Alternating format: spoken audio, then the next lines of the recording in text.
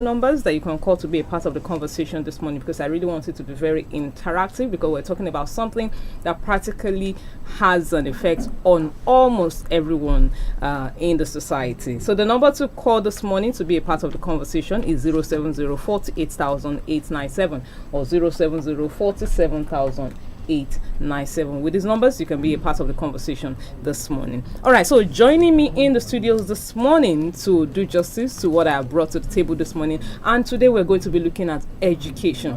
Yesterday was the International Day on Education, and of course I have all women with me here in the studio. It's an all women affairs this morning. I have joining me in the studio this morning is a proprietress, a teacher, one that is very passionate about children. I'm talking about Mrs. Esther Oni. Good morning, ma'am. Good morning. Thank you very much for coming to join us. And also I have with me also in the studio this morning, we have Mrs. Adeleke. Good morning, ma'am. Good morning, ma. Thank you very much for joining me. All right, so let's quickly go straight. Yesterday was International Day on Education, and the focus is to highlight the importance of education, to draw more awareness, and to make sure that almost everyone around gets educated. And the question that comes to my mind is about education, especially in this part of the country. One will talk about, let's bring it down to our own climb here, let's bring it down to our nation here, Nigeria. Looking at education generally in Nigeria and the state of things at the moment.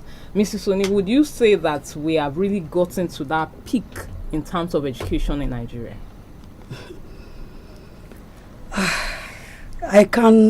No. Okay. No. Okay. We have not. Okay. We have not. And I think the problem starts from when the COVID-19 of a thing. Okay, affected the so it really affect a lot.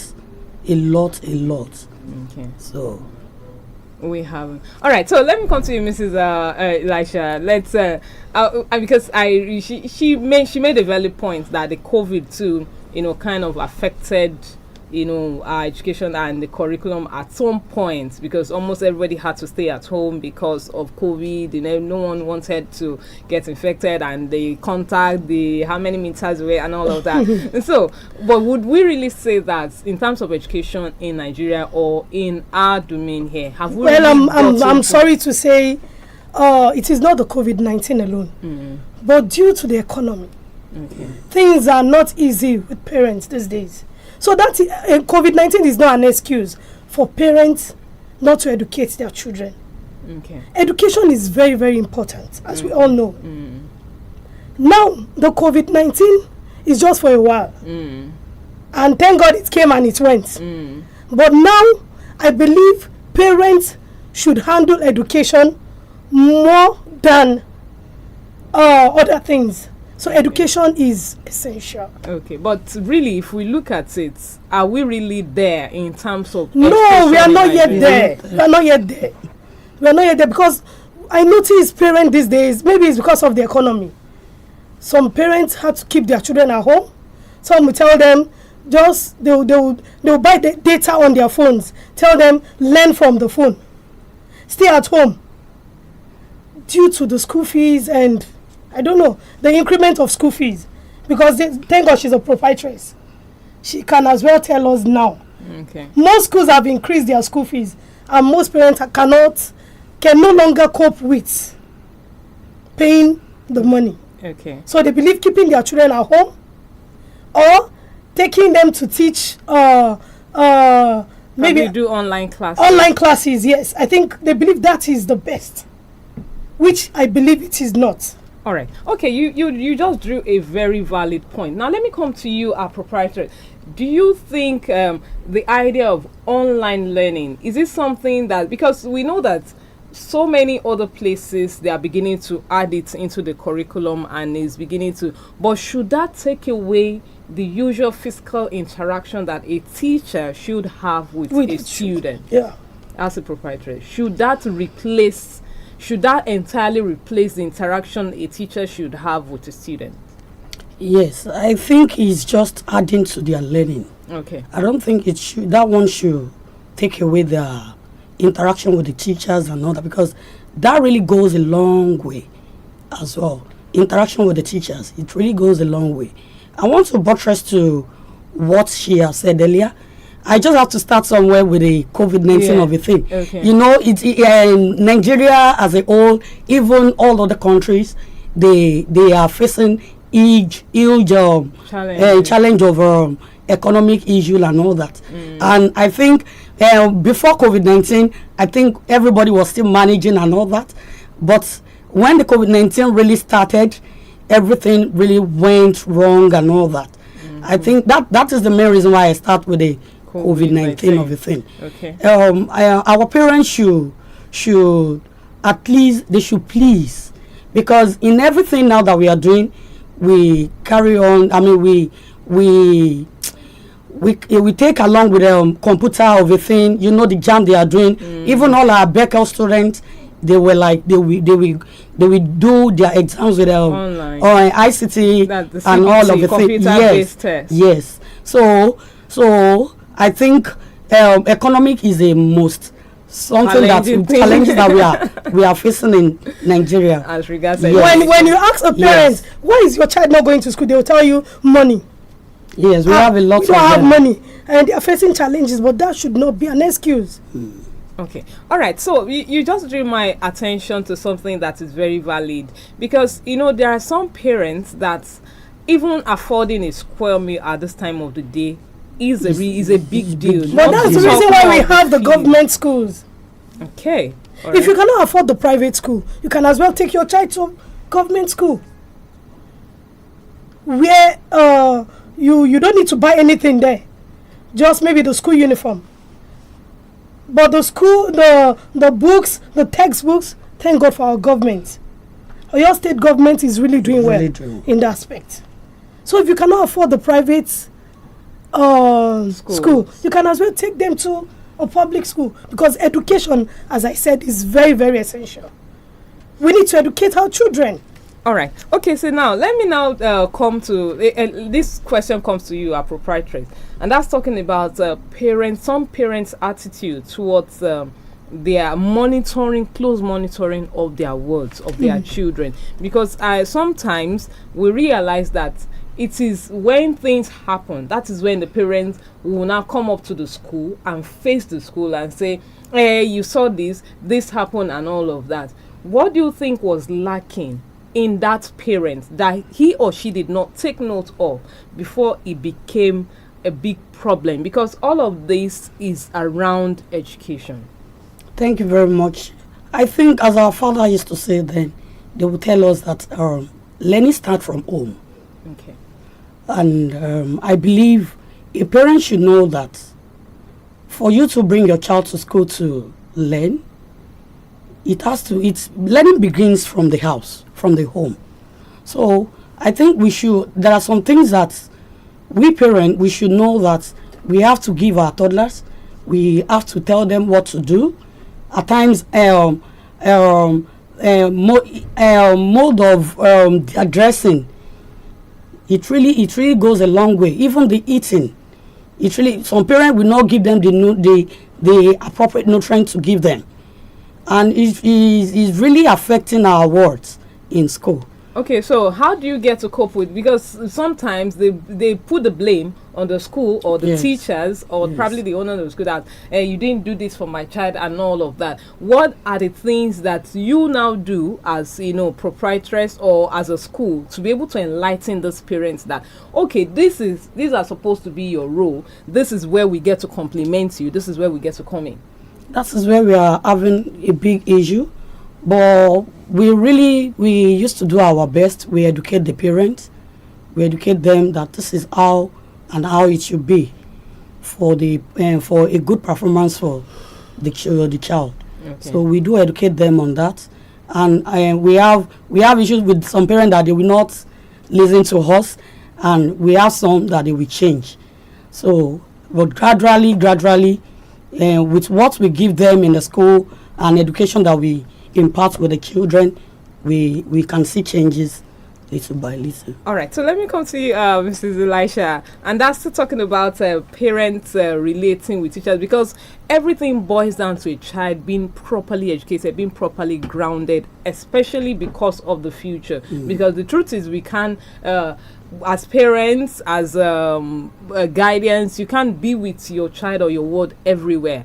And the best you can do is to give such a child a legacy to build on, or to, live on. So now, talking about parents and their roles in the home, then when getting to school, how should this work out? Most parents do believe they have paid the school. So the school have the right to teach their children everything. But it is the right of a parent. When your words are back from school, teach them, ask them to bring out their books. What have you learnt in school today? Do you understand? Can I come in? The assignments, make sure they do the assignments. But most parents are focused in their work. They believe the teachers are there to teach their children. So whenever they now find out that there's a problem, or maybe their children is lagging behind, that's when they will go to school and start fighting the teachers, telling them, you're not doing your right, but I'm paying you, I'm doing this, and it is not the best thing. So I believe it is the right of a parent to teach their words, educate them at home. Some will go and tell teachers, in Yoruba they will tell them, your child don't have discipline. Are you to go and tell the teacher, or you as a parent, to teach your children how to be disciplined? Teachers are there, schools are there to complement.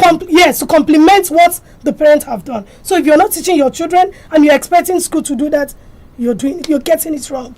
All right, the program is still National Discourse this morning on Prince 89.7 FM. To be a part of the conversation, please join us on the social media space. We're on Facebook, Instagram, Radio Garden, TikTok, X, and YouTube. All you have to do is just click on Prince 89.7 FM Ibadan. And you can also listen to us via our website at www.princefm897.com.ng. And you can also download our application on Google Play Store at Prince 89.7 FM Ibadan. So the number to call to be a part of the conversation this morning, don't forget we're looking at education in Nigeria, what are the challenges, the way forward, and things to make education better in Nigeria. So the number to call this morning is 070-48,897 or 070-47,897. And for our listeners abroad, the number to call is +2349021958459. Once again, the number is 070-48,897 or 070-47,897. All right. So then I have something to ask the proprietors as a parent.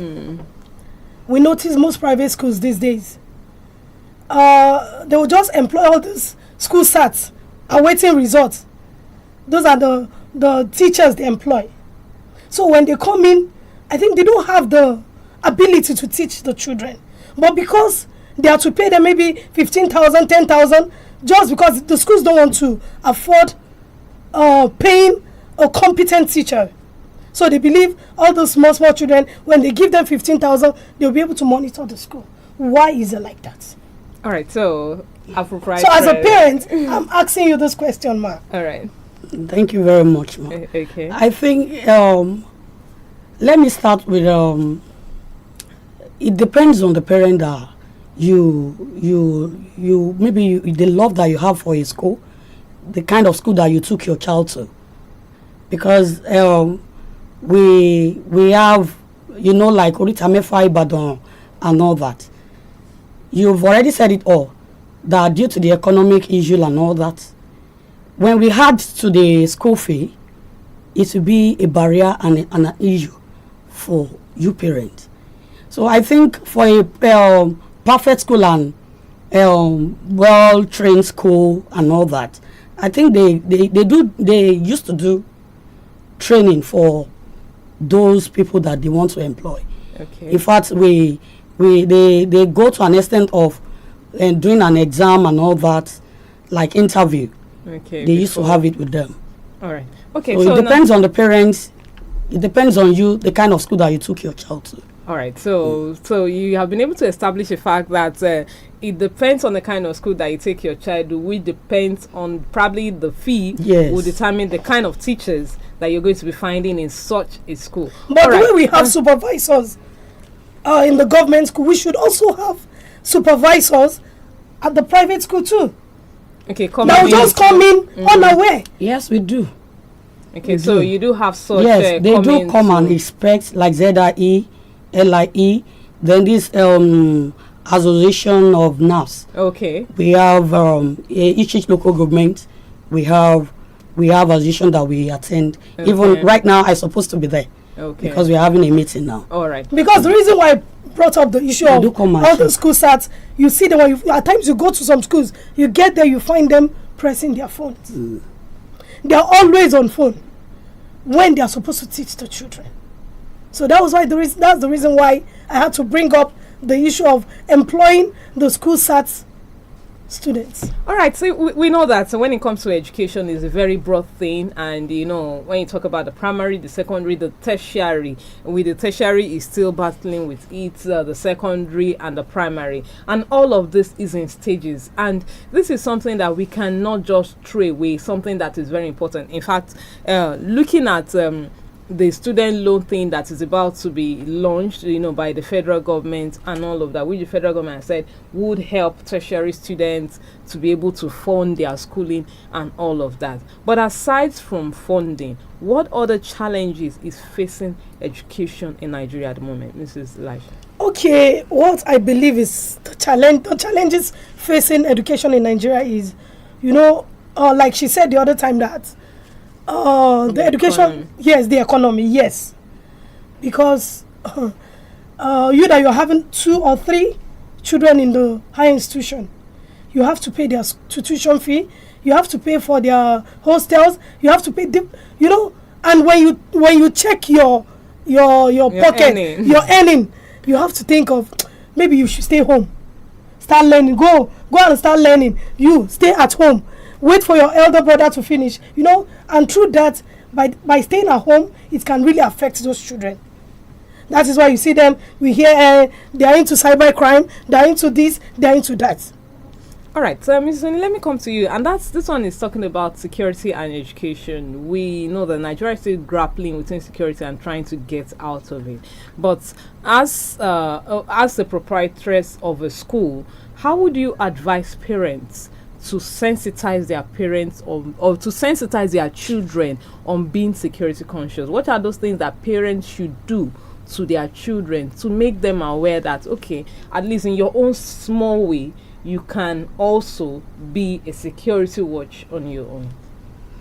Okay, let me start with those toddlers that they allow them to watch a lot of cartoons. You know, by watching things, it really affects children as well. Okay. Because by watching it, they will feel like, let's take this call. We have a call. Hello, good morning. Hello, good morning, sir. You're on to National Discourse. Hello, good morning. My name is Benga Mari. Okay, Mr. Benga Mari, please go ahead. Don't mind my voice. I'm a bit strong this morning. Oh, so sorry about that. I wish you quick recovery. Thank you. Now, to our women, the key women, Okay. when we were talking, we said COVID-19 has an effect on education. Yeah. And I will purport to repeat what it was just to an extent. Okay. COVID-19 happened to us in that was in 2020 and 2024, so 4 years back. Yes. And then online, hello. Yeah, we can hear you. Please go ahead. And online learning then really helped some parents and some students Okay. to make sure that they meet up with their academic activities in the school backend. So I think COVID-19 should not be it is not that, and it doesn't have much effect on education.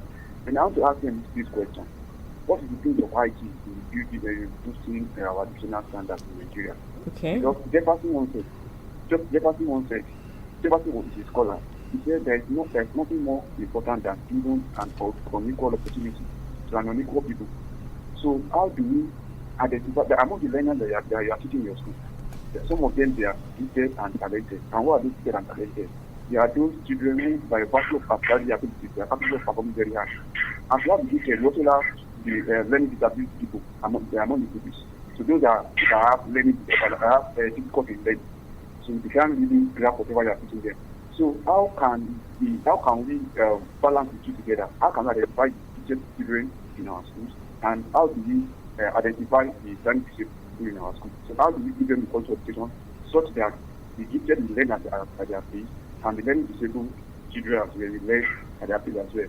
And lastly, before I drop, there is a saying in education that the right of the child does not start and end with the child attending school. How well the child also progresses is also important. So that means the teacher and the proprietors of private school, like what the analyst said, where he said most private schools they are employing O-level students to come and teach the people in their various schools. So, and you can't see what you don't have, because you don't put the cognitive, the psychological, the cognitive, and the affective to make of good teachers.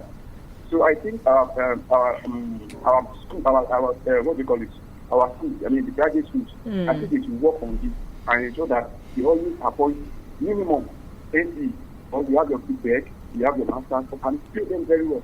I think that will help us in our system. All right. Okay, thank you very much, Mr. Gbengamari. That's noted that I'll be asking you that question later. Hello, good morning. We have another call. Good morning, ma. Good morning, sir. You're on to National Discourse. What's your name and where are you calling from? I'm talking to Fresh FM. You're on to Prince FM. Yes. I hear your program yesterday evening. Okay. So that yesterday I messaged you on WhatsApp. You reply me. Okay, all right. Don't worry. We'll get to check that out at the end of the program. This is National Discourse. Thank you so much for that information. Okay, sir, please let me have your personal number because I want to explain something for you. I will not. I may not be able to do that while I'm on air now. But we'll go through our WhatsApp messages on the official number that we use on our platform. We'll go through it and check your chat. Send me that your number. All right. Okay. The number is 07048,897. Thank you so much for calling us. Okay, all right. So, Mr. Gbengamari actually mentioned the question, and I'm going to be directing the question to you again. He said, "How can schools?" Because we're talking about security, but before we go to that, he mentioned the fact that how can schools be able to identify the gifted children away from the ones that are not so smart but are still work in progress? Hello. Hello. Good morning. All right, please go ahead, Mr. Okay. For a competent teacher and a good teacher, you will know, because by taking them their classwork and all that, what they are getting and what the kind of question the child is asking in the class, you will definitely know. Okay. And but that does not mean that you should exempt them from the weak one. Okay. You have to continue striving as a teacher, that they have to know what you are teaching them. Okay. I mean for the weak one. Yes. Okay. You have to continue, because we have some kids that when they are ready, they are slow line learners. Yes, when they are ready, they are ready. When they are not ready to learn, there is nothing you can do. Even for a parent you can even employ a private teacher and all that at home. When they are ready, you will know. Okay. That we have some for some kids like that when they are ready, they are ready. Right. When they are not ready, but as a parent, as a teacher, you don't have to just neglect them or abandon them. You continue, you let them know that yes, education is very important. You have to learn. The more you read, the more you learn. All right. Thank you very much for that beautiful insight. So it all boils down that they should not be set aside. Yes. They should also be carried along together because, okay. All right. So now that's talking about, I asked you a question earlier on about security. So as a parent, what are those things that you get to enlighten parents on how to sensitize their children to be security conscious, especially because there is no child or no situation that is too small, as we all must be security conscious. So what are those things that parents should do to be able to instill that security consciousness in their children, because it goes side by side? Okay. Earlier on, I started with the infant children. Yeah. That the kind of cartoon and all those things that they are watching is very, very. Even the cartoon that they are giving us to watch now is out of it. So which when means some should be censored. Yes, Some should, parents should check it out first before giving it to them. Even all this novel and all that they are reading, a parent should read it out first. Read it, digest it. Is it good for my child to read? Likewise, cartoon as well. Even all this Yoruba movie and all that, you should, because those children, their brain is so sharp. They will want to practicalize what they've watched. Okay. They will want to. All right. They want to. I think parents should please. They should check.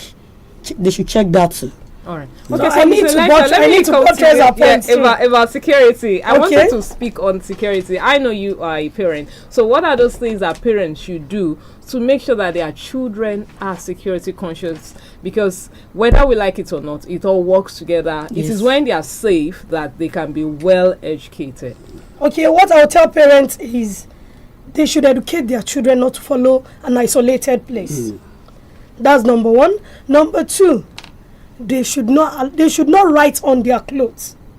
You see most children, you see them writing, you see most parents writing names on their school bag, on their lunch bags, on their school, which is very, very dangerous. But how will the child bag be identified? Maybe should it be in an enclosed way or something? Yes. There is no child that will not recognize it. Okay. So most parents will write it on it. Like they will say, okay, this is Kemi. So someone, a kidnapper that wants to kidnap your child, will just call Kemi, and she will react to the person and say, your mommy said I should bring you home. No, for you to have called her name, she believe yes, this person is really a good person. So we need to be very, very careful. Educate our children. You don't talk to strangers. You need to don't follow an isolated area. So I think that's my point on security. All right. Okay. Thank you very much, ladies. All right. Let's still go ahead. We're still going to be looking at. Don't forget, listeners, the number to call is 07048,897 or 07047,897. We can see some of our fans on Facebook. We can see Otumba, Daunsi Olaolu, Rahima Adeleke, and Sheon Beatrice. Thank you very much for saying hello. We do appreciate. We can see you. And okay, now let's talk about. Because education is supposed to be all round, aside from them getting certificates and all of that. What, should be the relationship? Because sometimes, we live in a communal setting, especially here in Nigeria, where we get to have, although sometimes because of some people that live in gated houses or fenced houses. Let's take this call. Hello, good morning. Good morning. Hello, good morning, sir. You're on to National Discourse. Thank you very much.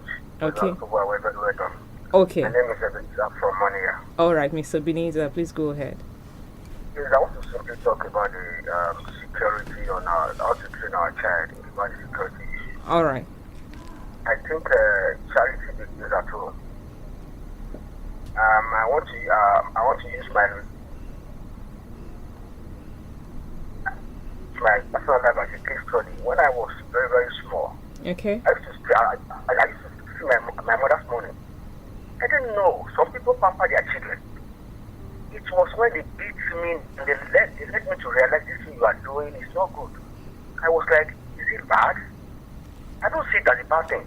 So I think charity begins at home. We should not pamper our children when they are doing a very bad thing. We should let them know that this thing you are doing is not good. Because if they grow up with it, it will spoil their life.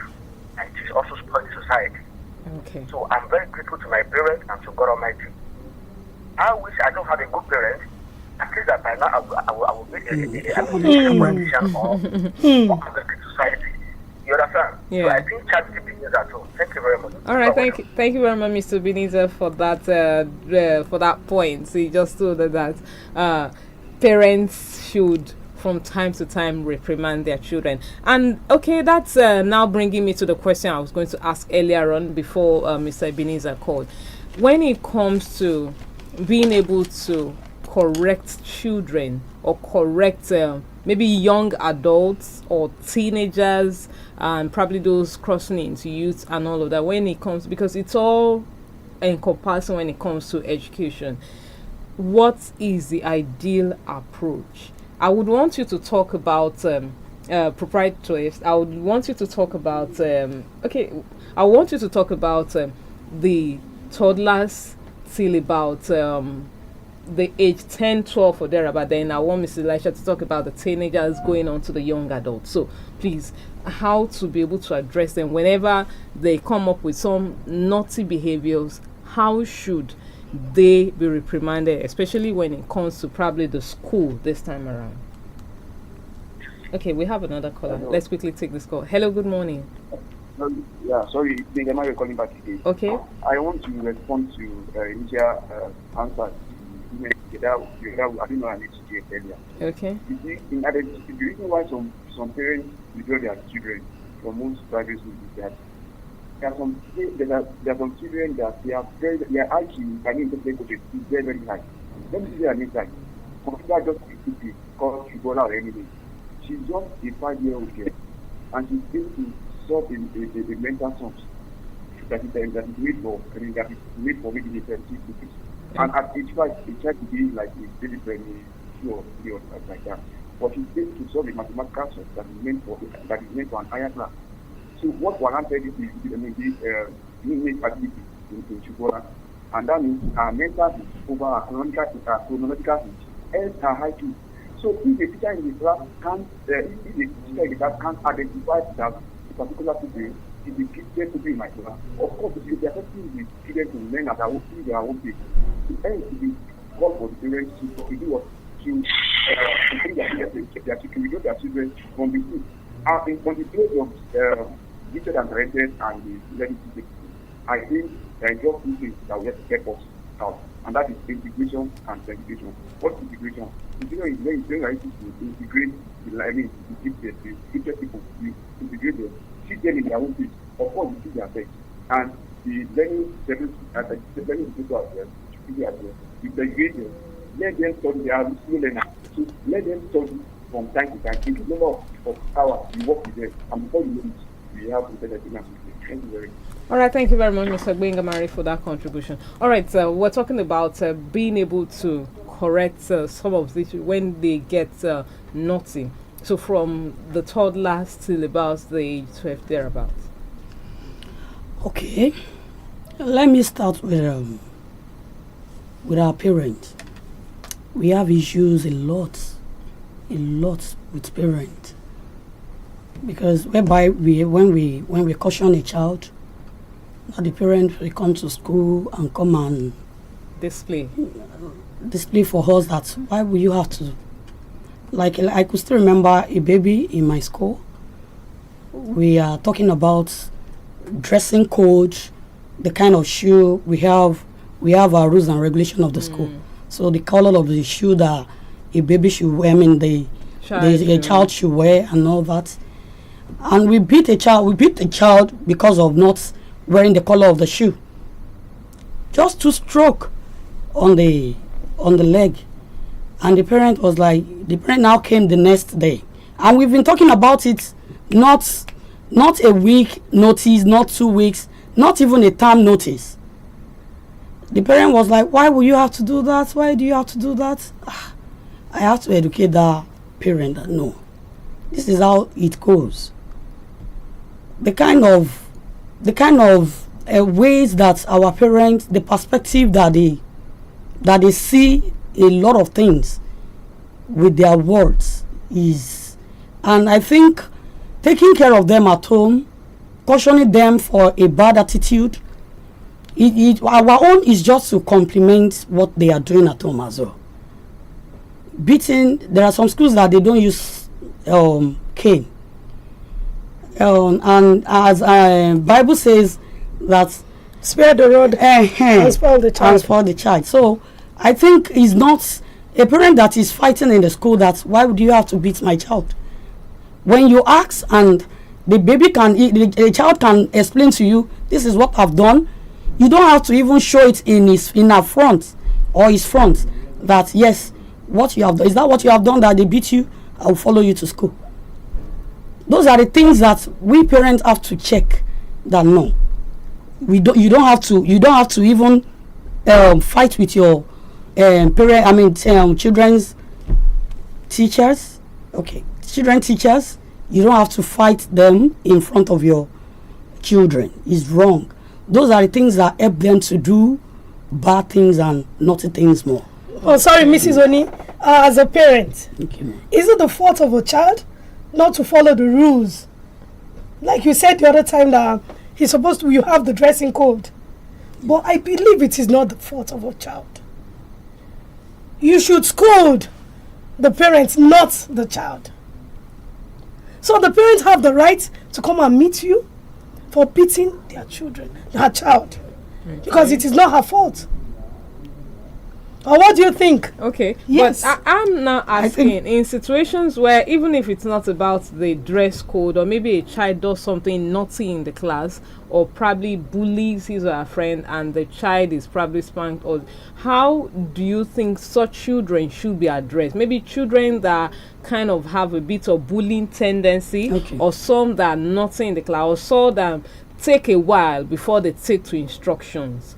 How do you advise that such children should be handled in a learning environment? Like that child, what the child love most, maybe their snacks. You deprive the child. We do deprive them, but later they will take it. But by the time that they are taking it, will not allow the child to take it. Okay. Then I want to talk on what mommy asked me again. Okay. Like I've told you that we've already explained to the mother and all that. It's not maybe we intentionally did that, but the baby that I'm talking about is not having the kind of shoe that she's supposed to wear to the school. But due to the fact that they are choosing at times, no mommy, I'm not wearing this, I want to wear this. She's the one that was telling the parent that no, I want the shoe. Not so the beating serve as yes, you don't have to wear. You need to Or listen. dictate to You your have to listen to your yes. parents. You don't have That is the reason why we give the baby 2 stroke of. And it's not baby like that. Baby, we used to exempt them. 12 years, 10 years old. That is Okay. that is it. All right, so let me come to you, Slasher. Now I'm talking about reprimanding children, say from ages 12 to the young Like adults. teenagers. What is the best approach if we must get education right with them? You communicate openly with your child. Now you show you discipline them. You discipline them with love. Some parents don't discipline their children with love. A teenager and a toddler, the way you handle a toddler should not be the same thing, the same way you should handle a teenager. Beating a teenager it is not the right way to educate a child. So it's not going to give you the desired result. The desired result, thank you very much. So you communicate with love. Then you give them responsibilities in the house. Because most teenagers don't want to work. You see, these days. What if they get, let's take this call, we'll have a call. Hello, good morning. Hello, good morning. Good morning, sir. You're on to National Discourse. What's your name and where are you calling from? Yes, my name is Dr. Opale. I'm calling from Iloju in Ibadan. All right, sir. Please go ahead. I want to make 2 observations. Okay, sir. One, I appreciate you for this discussion this morning. Okay. Because education is very, very important. Okay. Then, I want to observe that this kind of discourse, I want to speak to the management of Prince FM. Okay. That, probably there should be a Yoruba version or in Wasobia. All right. Because we like that a larger population, of course, statistically in Nigeria, the number of out-of-school children or poor students are somehow higher than the elites. Okay. So, of course, education, we have come to terms with everybody, including the literate parents. Everybody wants his or her wards to be educated. Yeah. So, but some of us are not privileged to be educated. That is why we want our children to be educated. Okay. So, we may not, like I was brought up, I was raised by parents who could not speak English. So, if I were to be a child now, and my parents will benefit from this program. Okay. So I want to observe that. Okay.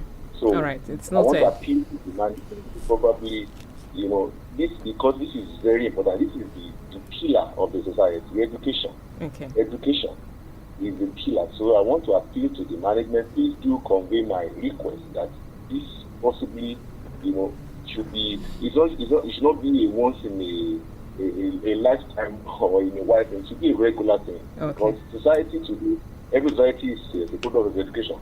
Okay. Now back to the discourse this morning. All right.